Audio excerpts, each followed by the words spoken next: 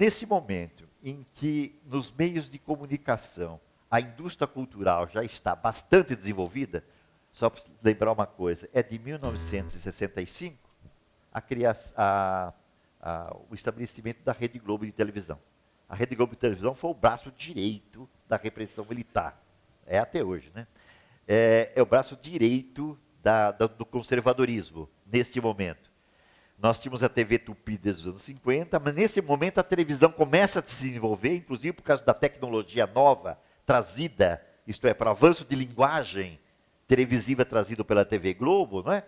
Começa a se desenvolver, assim como se desenvolve assim uma floração de inventos nunca visto no país. Nunca se publicou tanto livro de esquerda, marxista propriamente, como entre os anos 65 e 68 no país. Até então, quer dizer, não hoje, que é muito maior, mas até então nunca tinha se publicado tanta coisa. O teatro, o cinema, a música, a literatura começam a fazer uma série de produções que estão tentando gerar esta nova linguagem, ao mesmo tempo de resistência e ao mesmo tempo de anúncio desse dia que virá. Sem que se soubesse muito bem que esse dia, que seria esse dia que virá, né? Esse dia que haveria de vir. Bom, o avanço da indústria cultural, principalmente da televisão, fez nascer como digamos, proposta totalmente comercial, duas coisas a partir de 65. Os festivais de música popular brasileira, que tem um grande sucesso de 65 até 68, até 69, inclusive, onde exatamente vão comparecer os estratos os mais diversos da música popular brasileira, desde trazendo de volta os nossos grandes criadores, que na ocasião era chamada da velha guarda, não é? O Cartola, Ismael Silva, Nelson Cavaquinho, são redescobertos e revalorizados, eles sim, como sendo uma voz efetiva de extração popular. Ao mesmo tempo aparecem esses cantores e compositores que vieram exatamente dos anos 50 e 60, isto é, da bossa nova e de adaptações da bossa nova, né? e que produzem uma música popular de qualidades muito diferentes e de formas muito diferentes. E, de maneira muito específica, é no meio dessas músicas que aparecem esses compositores, como, por exemplo, Geraldo Vandré, também no início o Gil, o Caetano, o Edu Lobo, etc. Estou falando do Vandré porque é um personagem expressivo desse momento, que fazem a tal de música de protesto de maneira mais explícita. Né? Mesmo o Caetano e o Gil, no começo de 65, 66, fizeram algumas músicas que não eram assim tão claramente de protesto, mas eram bem dentro desta denúncia de certas características desta situação brasileira. Não é? Muito bem.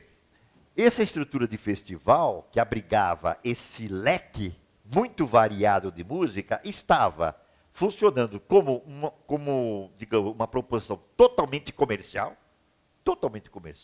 Ela jogava com uma grande audiência na televisão e com a venda de discos e com a popularidade dos artistas mais em evidência na televisão e depois em shows variados, né? Então é todo, digamos, um sistema comercial que se organiza em torno da música popular brasileira, exatamente porque ela tem uma audiência e um gosto muito acentuado no Brasil. Paralelamente a isso, a estrutura comercial do espetáculo criou a Jovem Guarda. A Jovem Guarda era exatamente Roberto Carlos, Erasmo Carlos, Vanderlei, etc., criaram um programa na televisão chamado Jovem Guarda, onde eles começam a apresentar as suas composições, que são aparentemente apenas inocentes. Quer dizer, são apenas efeitos de uma linguagem absolutamente simples, inocente, que fala geralmente da vida sentimental, sem nenhum comprometimento com as questões nacionais. Quer dizer, evidentemente estabelece uma oposição entre Jovem Guarda e exatamente a música chamada de protesto nesse momento. Embora os festivais abrigassem também, de vez em quando, elementos da Jovem Guarda. Quer dizer, esta mistura é muito interessante. Ela é é um momento assim, é o primeiro momento de cruzamento e de mistura de várias tendências e direções de criação na música popular brasileira, como nunca tinha sido feito. Na década de 50. Então você tinha o bolero, o tango, o samba canção, né? Ou você tinha, digamos, aquele rock adocicado norte-americano, ou o rock do Elvis Presley. Você tinha, tocando no rádio, ou depois já começando a aparecer na televisão. A década de 60 começa marcada por elementos que vieram da Bossa Nova, através do Carlos Lira, do Sérgio Ricardo, por exemplo, e depois do Edu Lobo, e mais tarde o Chico Buarque de Holanda, o Caetano, o Gil e outros, não é? E ao mesmo tempo essa música de protesto, não é? A partir de 65, essas tendências começam a se misturar e coabitar, produzindo o primeiro momento, não de síntese, mas de coabitação do diverso. Né? Este é um momento muito importante. No entanto, o que naquele momento se tornou mais forte, mais, digamos, marcante, foi exatamente a tal de música de protesto, tal como ela estava aparecendo na televisão. Por exemplo, em 66, né, a música que não só fez sucesso, como foi muito marcante dentro das proposições da música de protesto, de exatamente propor um dia que virá diferente, mais batalhador, foi a música Disparada. Né? A Disparada, que é do Geraldo Vandré, não é? E que ganhou o festival de 66. Né? Na boiada já fui boi, boiadeiro já fui rei. Não por mim nem por ninguém que junto comigo houvesse, que quisesse o que pudesse, por qualquer coisa de seu, por qualquer coisa de seu, querer mais longe que eu. Mas o mundo foi rodando nas patas do meu cavalo, já que um dia montei, agora sou cavaleiro. Laço firme, braço forte, um reino que não tem rei. Laraia, laraia, laraia, laraia, laraia, laraia,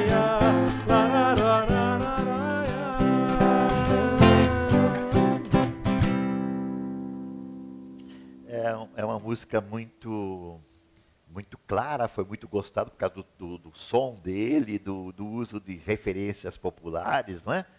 Mas tem uma clara alusão, bem assim no espírito de proposição de alguma ação, não é verdade? Quer dizer, e a ação é sempre exatamente transformar o personagem histórico. Não é? Entretanto, nesse mesmo momento, mais ou menos 65, por aí, essa música é de 66, né? Um pouco antes tinha aparecido outro tipo de música, um pouco, digamos, menos, quer dizer, menos requintada, vamos dizer, uma música mais grosseira no modo de apresentar as oposições que então se faziam necessárias serem evidenciadas.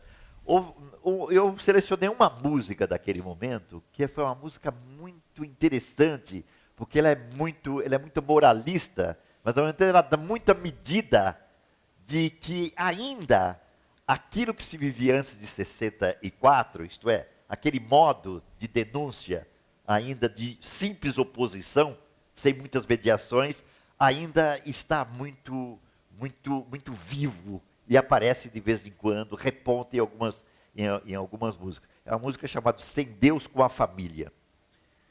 É a música do César Vieira. Aliás, Edibal Pivetta, um grande advogado dos presos políticos. Até hoje, trabalhando aí. Homenagem a ele.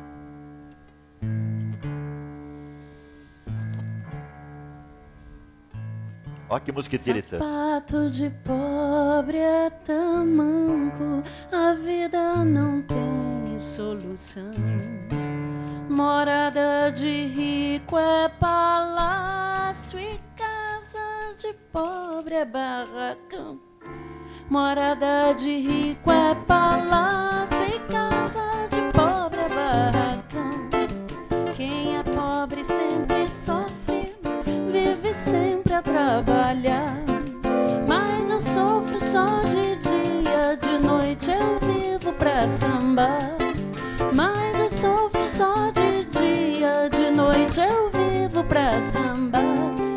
Eu semeio e trato milho e a colheita do Senhor. Mas o dia da igualdade tá chegando, seu doutor. Mas o dia da igualdade tá chegando, seu doutor. Ai, mas o dia da igualdade tá chegando, seu doutor. Mas o dia da igualdade está chegando, seu doutor. Um dia, o dia que virá. Muitas músicas cantavam o dia que virá. Por exemplo, do Vandré, em Aroeira. Vim de longe, vou mais longe, quem tem fé vai me esperar, escrevendo numa conta para junto a gente cobrar, no dia que já vem vindo, e a gente fazendo conta para o dia que vai chegar. Mas, de maneira muito mais interessante, ele canta assim. Olha que a vida tão linda se perde em tristezas assim. Segue teu rancho cantando essa tua esperança sem fim. Deixa que a tua certeza se faça do povo a canção, para que teu povo cantando seu canto ele não seja em vão. Eu vou levando a minha vida, enfim, cantando e canto sim, e não cantava se não fosse assim. Levando para quem me ouvir certezas e esperanças para trocar por dores e tristezas que bem sei um dia ainda vão findar. Um dia que vem vindo e eu não vivo pra cantar, na avenida girando, estandarte na mão pra anunciar. Na avenida girando, estandarte na mão pra anunciar. Na avenida girando, estandarte na mão pra anunciar. Na avenida girando, estandarte na mão pra anunciar. Na avenida girando, estandarte na mão pra anunciar.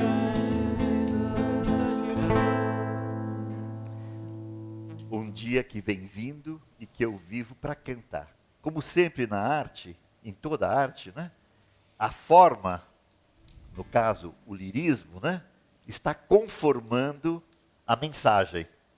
Quer dizer, um dia que vem vindo e que eu vivo para cantar. Quer dizer, a canção, ao tempo todo, afirmando o poder da canção de exatamente dizer a verdade sobre as coisas. Tem uma porção, boa parte das músicas daquele momento falavam disso. Uma música, por exemplo, chamada Aleluia, do Rui Guerra. Toma a decisão, está na hora que um dia o céu vai mudar. Quem não tem mais nada a perder só vai poder ganhar. Mas, entretanto, uma das músicas mais fortes, mais importantes, mais belas, inclusive, e politicamente forte desse momento foi o Ponteio, do Edu Lobo de Capinã, e que venceu em 67 o Festival da Record.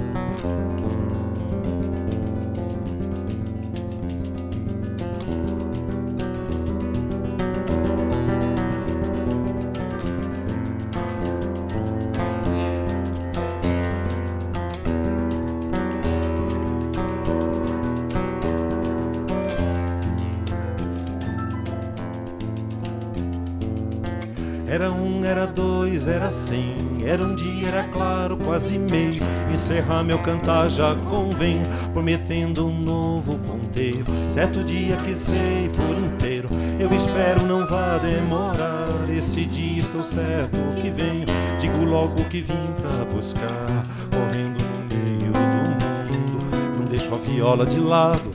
Vou ver o tempo mudado e um novo lugar pra cantar. Quem me dera agora eu tivesse a viola pra cantar. Quem me dera agora eu tivesse a viola pra cantar.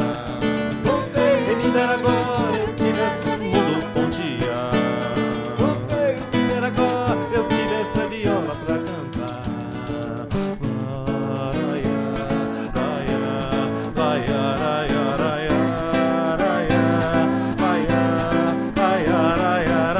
Quem me dera agora eu tivesse a viola pra cantar. Todo mundo pontear. Quem me dera agora eu tivesse a viola pra cantar. Quem me dera agora eu tivesse a viola pra cantar. A música é bem clara quanto a esse dia, não é? Há um outro momento da música que diz assim: violência, viola, violeiro, era morte em redor, mundo inteiro. Certo dia que sei por inteiro, eu espero, não vai demorar. Esses dias, estou certo que vem. Diga logo que vim para buscar.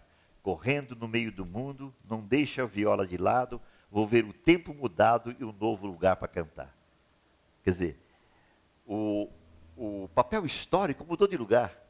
O papel histórico está exatamente naquele, como no sentido da ilustração, das luzes do século XVIII, aquele que tem a clareza de enunciar o dia que virá. Não se sabe bem qual é o dia, mas que ele virá.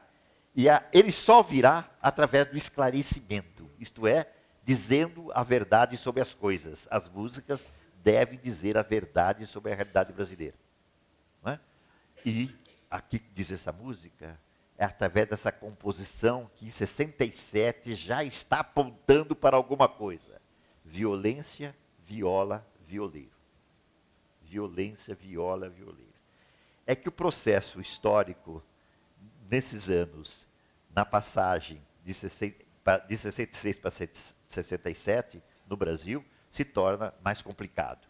Esses novos personagens históricos, que agora são os estudantes, os intelectuais, etc., eles já estão articulando modos de resistência à ditadura e outros modos de denúncia e de exortação que não foram aqueles do pré-64.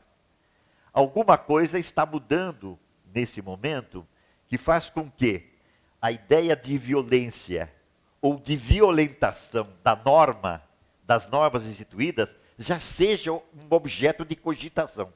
É preciso cogitar que talvez o processo político, tal como ele se estabeleceu na ditadura, com o fechamento dos partidos políticos, com o estabelecimento de uma política toda ela manipulada pelo governo militar, não é?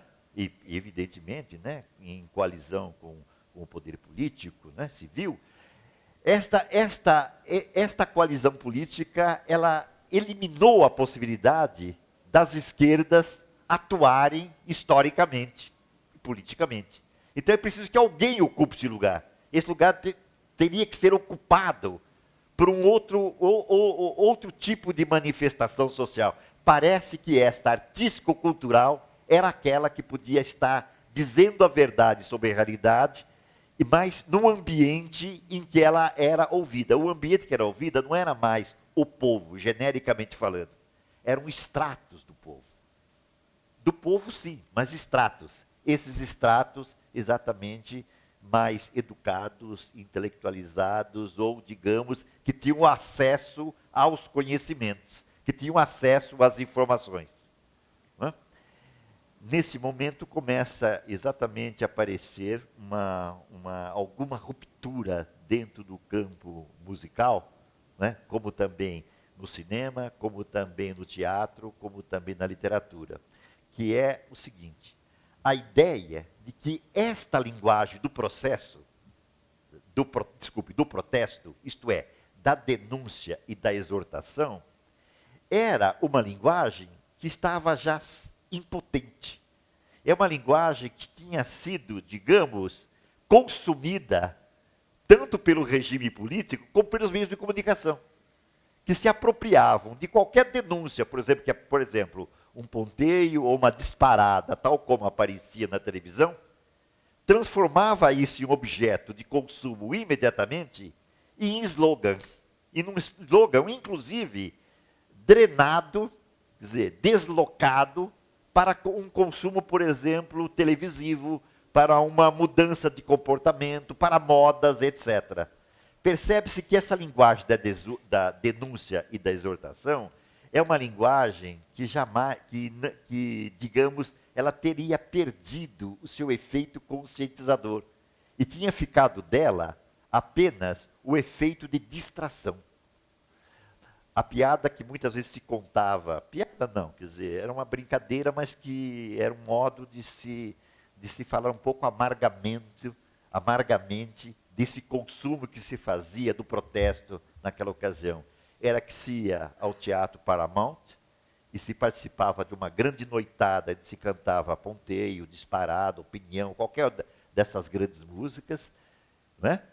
E exatamente no momento em que se dizia, quem me dera agora que eu tivesse a viola para cantar, ou então viola, violência, violeiro, ou então, enfim, qualquer um dessas grandes proposições, dessas músicas de protesto, se o povo todo se levantava, gritava, ou literalmente urrava, e quando terminava o espetáculo, as pessoas simplesmente se dispersavam e a vida continuava tal e qual. Quer dizer, ela não tinha um poder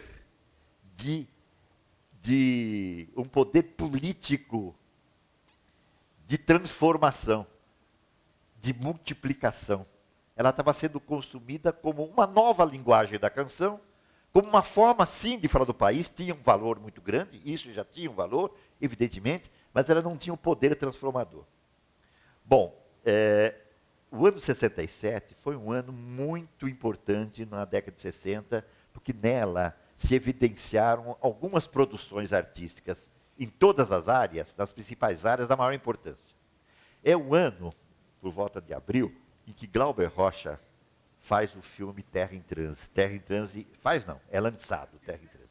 É um filme notável, porque o filme Terra em Transe coloca em cena exatamente essa confrontação de posições políticas que se embaralham num certo momento. Há um personagem, que é o Paulo Martins, que é um intelectual, que é um poeta, e que é, digamos, um braço direita de um político parecido com o que teria sido Jânio Quadros, populista, e que parece que ele prometia exatamente levar o povo ao poder. E quando ele sobe ao poder, inclusive com a ajuda desse braço intelectual representado pelo Paulo Martins, aos poucos ele vai estabelecendo acordos com o conservadorismo, com a repressão, inclusive, do povo.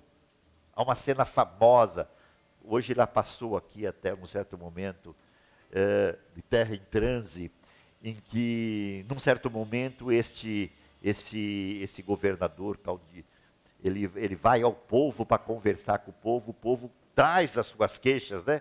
E no momento em que essas queixas começam a se tornar mais insistentes, ele baixa a repressão, baixa o cacete em cima desse povo. É nesse momento que o personagem Paulo Martins entra em transe. Ele percebe exatamente que toda a aposta dele, com toda a ilustração dele, entendeu? Tinha dado exatamente no contrário, no oposto. E essa crise do Paulo Martins, que vai até o final do filme, o filme indica que ele poderia ter se suicidado, inclusive, né? Porque, como ele diz, a poesia e a política não podem viver juntas, não é? Então, nesse momento, quer dizer, isso expõe a crise daquela intelectualidade que tinha apostado em certo modo de transformação e não tinha dado certo.